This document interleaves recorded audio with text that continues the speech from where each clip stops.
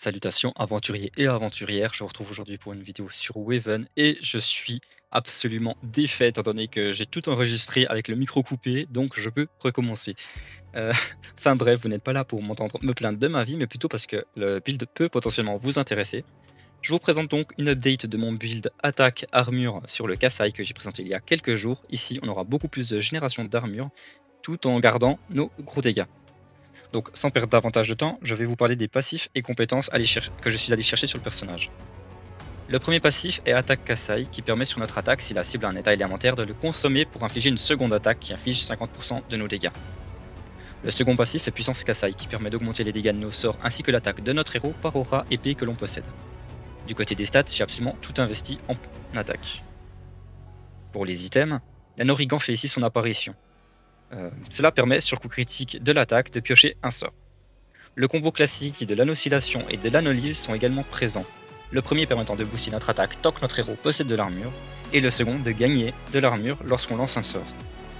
De plus, ces deux items, en plus de très bien comboter, offrent un bonus de plus 40% à nos gains d'armure. Dernier item, j'ai opté pour l'Anneau des âmes qui permet sur coup de grâce avec l'attaque d'infliger 35% de notre attaque à tous les adversaires.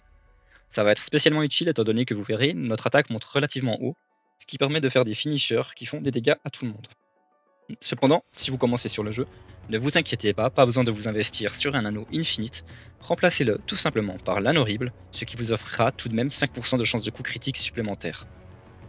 Pour le brassard, j'ai choisi le brassard Tung, étant donné qu'il offre plus 10% d'attaque à notre héros lorsque l'on fait une attaque. Grâce au passif Attaque Kassai qui permet de déclencher une seconde attaque si l'ennemi est sous état élémentaire, le brassard Tung stackera 2 fois plus vite, tandis que l'Anorigan nous permettra d'avoir plus de chances de piocher. Pour les compagnons, optez pour ceux qui vous plaisent le plus. Ici on va générer très peu de jauges, quelques jauges éther, quelques jauges air et feu, mais c'est tout. Donc vraiment vous pouvez choisir ce que vous voulez. Personnellement au début j'ai joué avec les Pew pour pouvoir les invoquer pour qu'ils tankent une attaque à ma place. Cependant j'ai fini par opter pour des compagnons un peu plus utiles, avec Skull qui permet sur son attaque de réduire de 25% l'attaque de la cible pour le tour, Oracle enfoncé qui permet sur son attaque de repousser de 4 cases les ennemis, 2 via son attaque de base et 2 via ses auras point repoussant. Championne périmée permet sur son attaque de réduire d'un point d'action le coût de notre premier sort en main, ce qui peut être parfois utile pour pouvoir gérer un combo complètement. Et enfin, Alchimiste armuré nous offrira un bouclier à son apparition. Du côté des sorts, nous aurons 2 sorts de pose d'état élémentaire qui nous mettent un point d'action en réserve, à savoir Ébranler et Cyber.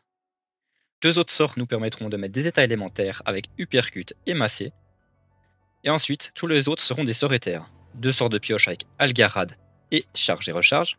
De plus, ce dernier nous offrira énormément de dégâts grâce justement au combo de notre passif Puissance Kassai qui augmente à la fois notre attaque et les dégâts de nos sorts. Et justement, ce Charge et Recharge inflige notre attaque à la cible, ce qui est donc boosté à la fois par le bonus au sort et au bonus à l'attaque. Les 3 derniers sorts sont des sorts qui vont être basés sur nos auras épées. Amplification permettra d'en gagner 2 supplémentaires si notre héros en possède déjà, tandis que Mouvement Flamboyant nous permettra de nous téléporter en fonction de notre nombre d'auras épées possédées. En dernier sort, j'ai opté pour Vertu, qui permet de consommer une aura épée pour nous conférer un pourcentage de notre attaque en armure. De base, on est à 100% de notre attaque convertie en armure, mais grâce au passif de l'Anoscillation et de l'Anolive, nous montons à 140% de notre attaque en armure. De plus, il faut savoir que ce sort est du coup également doublement impacté par la puissance Kassai, car la valeur de pourcentage est affectée par notre puissance de sort, donc plus on aura d'aura épée, plus le pourcentage va monter, et comme ce pourcentage est basé sur notre attaque, et bien plus on aura d'aura épée, plus on aura d'attaque, donc plus on va générer d'armure également. Cela nous permettra, lorsqu'on aura un total de 5 aura épée, de gagner 245% de notre attaque en armure. Souvent, c'est à peu près l'équivalent de 1300-1600 d'armure gagnée avec 2 points d'action, voilà, tout simplement. Donc on ne dit pas non. Une petite variante que vous pouvez faire pour le multijoueur serait de remplacer le brassardon par le brassardine. Vous perdrez le stacking de dégâts mais gagnerez plus 20% à vos gains d'armure, ce qui vous permettra justement de générer beaucoup plus d'armure rapidement dans la partie et donc de plus facilement tanker l'élite. A vous de voir si vous préférez la variante Brassard-Tung ou Brassardine. J'ai fait des tests également avec l'index de Tauros, l'item permettant de gagner de l'attaque à notre héros par jauge dépensée. C'est un item qui a de très belles stats, cependant ici on génère trop peu de jauge pour le rendre intéressant. J'ai même essayé de remplacer notre brassard par un brassard de lame, pour pouvoir générer des jauges plus rapidement durant le combat, et profiter du coup également de la double attaque.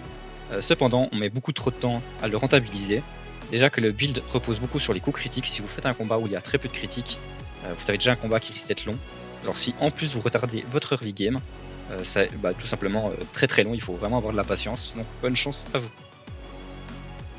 Ceci étant précisé maintenant, je voudrais vous parler vite fait d'une petite parenthèse sur les auras épées, étant donné que c'est un build qui repose beaucoup sur les auras épées, lesquelles favoriser. En effet, comme vous avez pu le voir dans le build, on aura un sort pour chaque élément, donc va-t-on prioriser les auras épée, feu, terre, eau ou air? Cela dépendra de deux choses.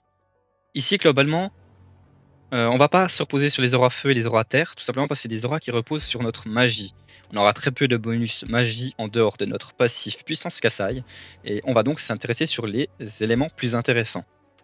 Alors, les épées de glace sont intéressantes tout simplement parce que lorsqu'on attaque, on va gagner un point d'action en réserve, ce qui nous permettra donc de lancer plus de sorts. Généralement, c'est celle qu'on va favoriser dans pratiquement tous les cas. Cependant, les auras épée air sont également intéressantes pour une raison, c'est que si on fait un finisher avec notre attaque, nous ne libérerons pas d'aura épée.